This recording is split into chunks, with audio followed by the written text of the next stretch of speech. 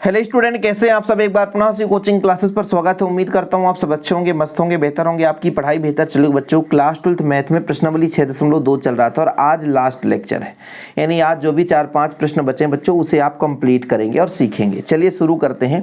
प्रश्न क्रमांक यहाँ पर देख लीजिए, फिर अपन सॉल्व करेंगे।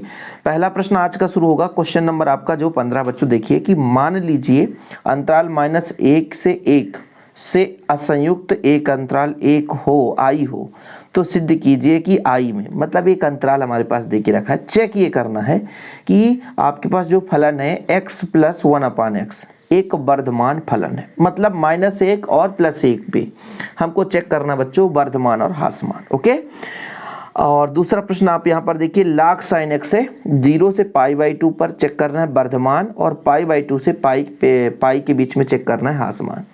अब बच्चों आप लोगों को वर्धमान या ह्रासमान चेक करना मैंने सिखाया है। इसके पहले जो भी लेक्चर है वो प्लेलिस्ट में मिल जाएगा। जैसे जो भी फलन हो उसका अपन को क्या करना है, सबसे पहले अवकलन करना है। अवकलन करने के बाद इस अंतराल से वैल्यू पुट करना है। यदि 0 से बड़ा आ रहा तो वर्धमान, 0 से छोटा आया तो ह्रासमान।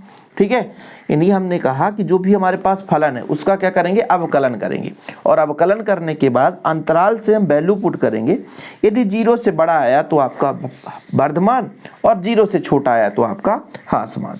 तो प्रश्न क्रमांक आपका 15 है। f(x) है बच्चों आपके पास x + 1/x, ये आपके पास f(x) है। इसका अवकलन करेंगे, f' आएगा। x का अवकलन 1 होता है बच्चों, x का अवकलन 1 होता है, और 1/x का हो जाएगा 1/x² -1/x²। अब इसको जब हम सॉल्व करेंगे तो x² इधर गुणा हो जाएगा, तो x² - 1/x²। अब यहाँ पे आपको दिक्कत जाएगी, ये कैसे हो गया सर, ये तो समझ में नहीं आया, संभव नहीं हुआ, कैसे हो गया। चलिए 1/x का अवकलन करते हैं और आपको समझाते हैं। 1/x का, ये जब ऊपर जाएगा बच्चों तो माइनस में लग जाता है, x⁻⁻1। अब माइनस सामने आता है और x⁻⁻1, तो कितना हो जाएगा -1 x⁻⁻2। जब नीचे जाता बच्चों -1/x²। ये चीज़ आप देख लिए, 1/x का अवकलन यही चीज़ होता है, यहाँ पर हमने लिख दिया है। अब अपन को क्या करना पड़ता है बच्चों, इस पे लिमिट चेक करना पड़ता है। लिमिट चेक करने के लिए f' को 0 के बराबर करना पड़ता है, मतलब x² - 1/x² इसको 0 के बराबर करेंगे, पक्षांतर हो जाएगा तो x² - 1 बराबर 0 हो जाएगा। x² बराबर आपका 1, तो x बराबर आपका +-1। वही चीज़ आ गया, वास्तविक रेखा है, -1 है, ये +1 है बच्चों, इधर अंतराल है और माइनस अंतराल है।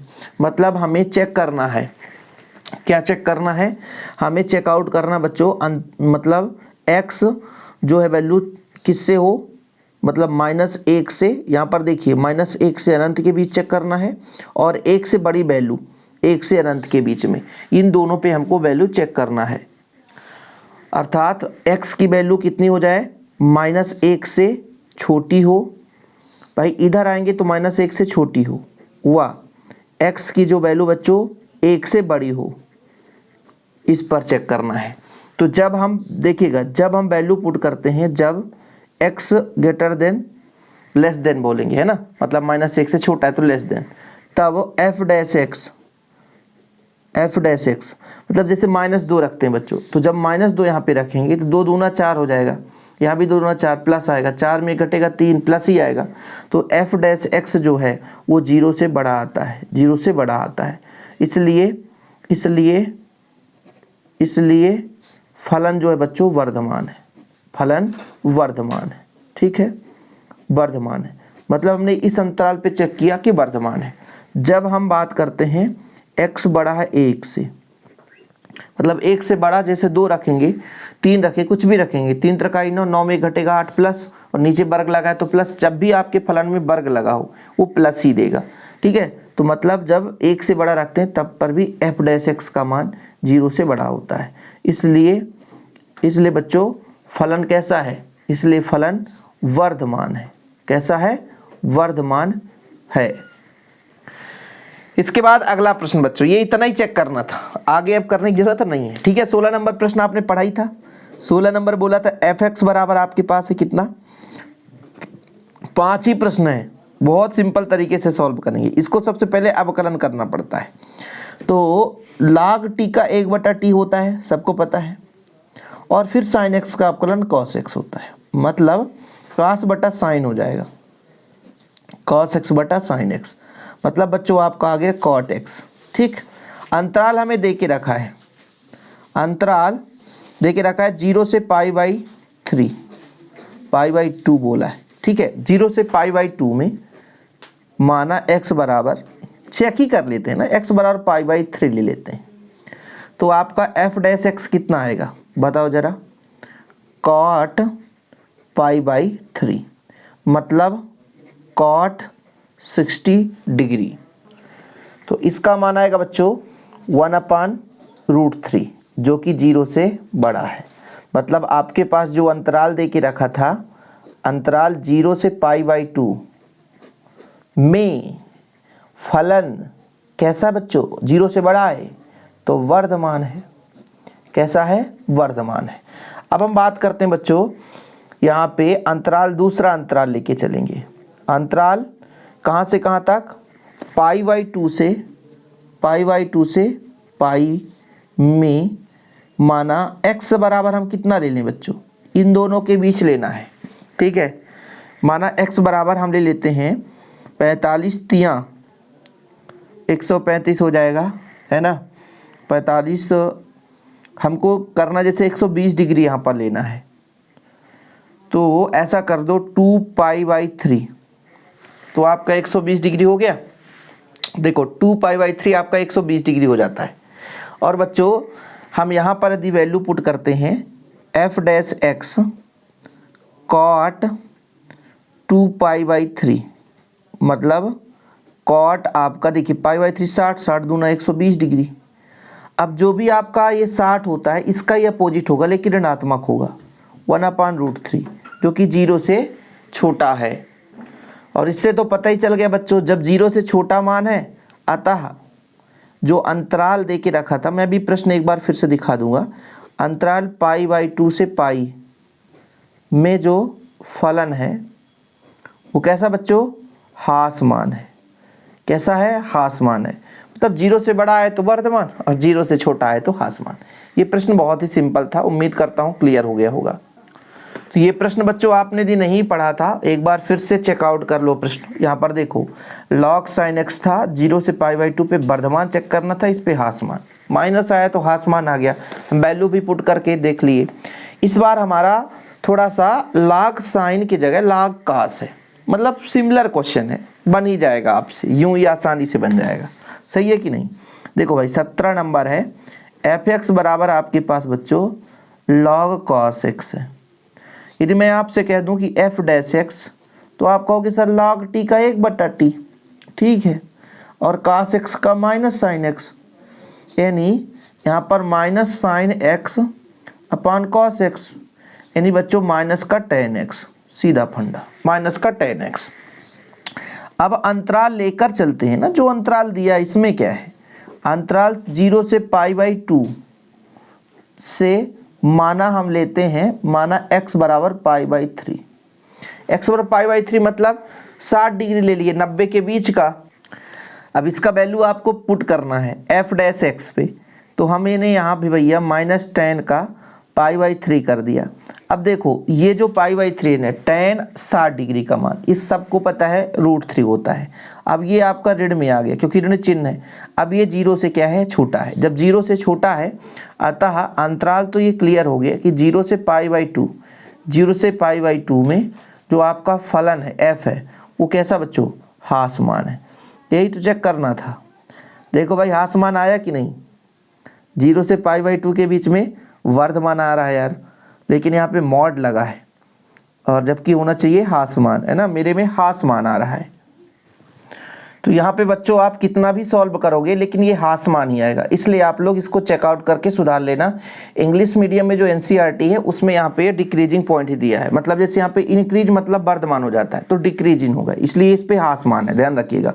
फिर हम अंतराल दूसरा ले लेते क्योंकि हमने चेक किया ना भाई, अंतराल हम लेंगे 3π/2, 3π/2 मतलब कितना होता है बच्चों, जैसे 150 डिग्री और 2π के बीच में, 2π के बीच में, ठीक है, 2 पाई के बीच में। अब एक बात बताओ, यहाँ पे ये ऋणात्मक मान है, ये आपका ऋणात्मक मान है, तो यहाँ पर थोड़ा सा आपको ध्यान देना पड़ेगा बच्चों। इस बार हमने वैल्यू लिया है 3 पाई बाई 2 से 2 पाई के बीच में। अब इस पे जो होता है, तो यहाँ पे जब हम बात करेंगे साइन, तो साइन तो प्लस देता है, क्योंकि 90 के बाद जो भी वैल्यू आता है साइन प्लस देता है, लेकिन ये कास आपका माइनस देता है, इस कारण से प्लस आ जाएगा।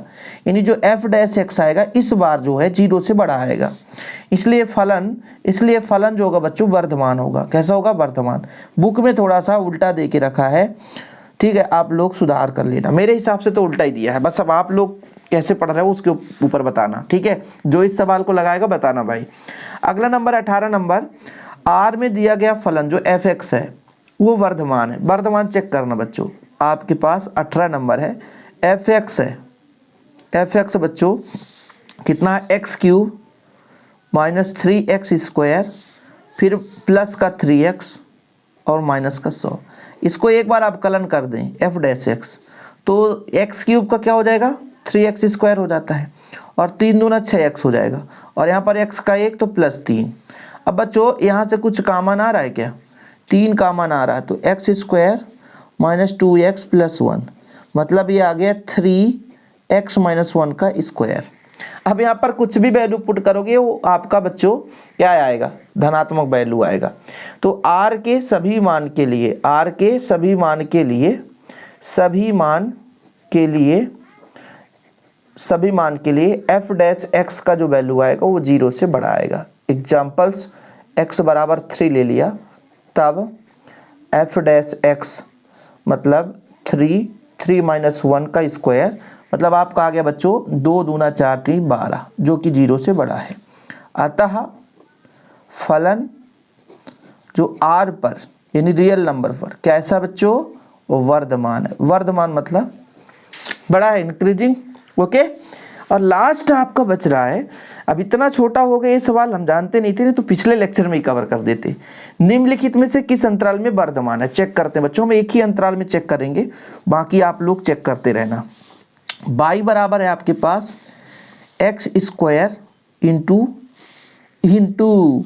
ई का पावर माइनस एक्स।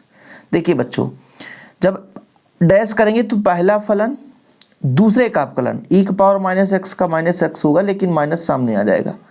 फिर प्लस होता है बच्चों, पहला फलन दूसरे का अवकलन, मतलब एक्स स्क्वायर का 2x हो गया। इन दोनों में से कुछ कॉमन आ रहा है क्या? ई का पावर माइनस एक्स कॉमन आ रहा है, और क्या आ रहा है? एक x कॉमन आ रहा है, तो बचेगा कितना बच्चों? ये बाहर आ गया, यहाँ पे बचेगा माइनस का x और यहाँ पे प्लस का 2, मतलब यहाँ पर ई का पावर माइनस एक्स है, x बाहर ले लिया हमने, और 2 माइनस एक्स बचा। अब देखो वैल्यू पुट करो, ठीक है। पहला हमारा अंतराल बच्चों माइनस अनंत से अनंत में जो y डैश है।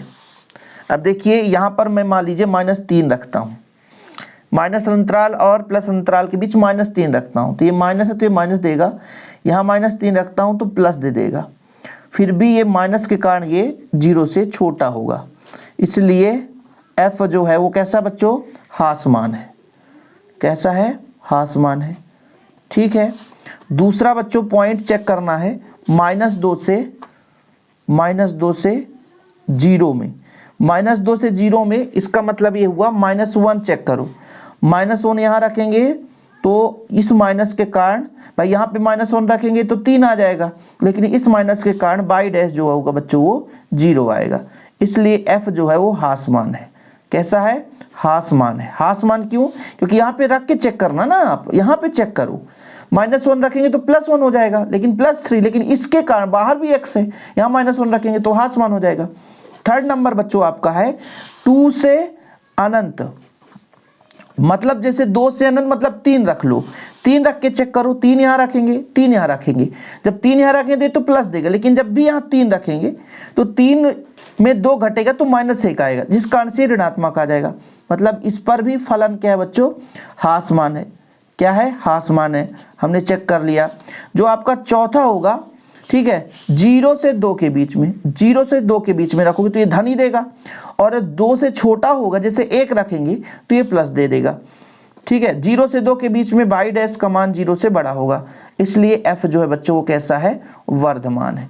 तो ये हमारा प्रश्नावली कंप्लीट। उम्मीद करता हूँ आप लोग समझ गए होंगे। अब ये प्रश्नावली ह्रासमान वर्धमान का जो खेला है वो खत्म हो चुका है। अब इसके बाद प्रवणता ज्ञात करने का हम अगले लेक्चर में कंप्लीट करेंगे, इसके एग्जाम्पल्स फिर प्रश्नावली। बहुत सारे प्रश्न रहते हैं बच्चों, इसलिए थोड़ा सा समय लग जाता है। मैं सोचता हूँ एक बार विधिवत करा दूँ ताकि आपकी दिक्कत ना हो सके। ओके, आज के लिए इतना ही। फिलहाल मिलते हैं अगले वीडियो के साथ बच्चों। जय हिंद, वंदे मातरम।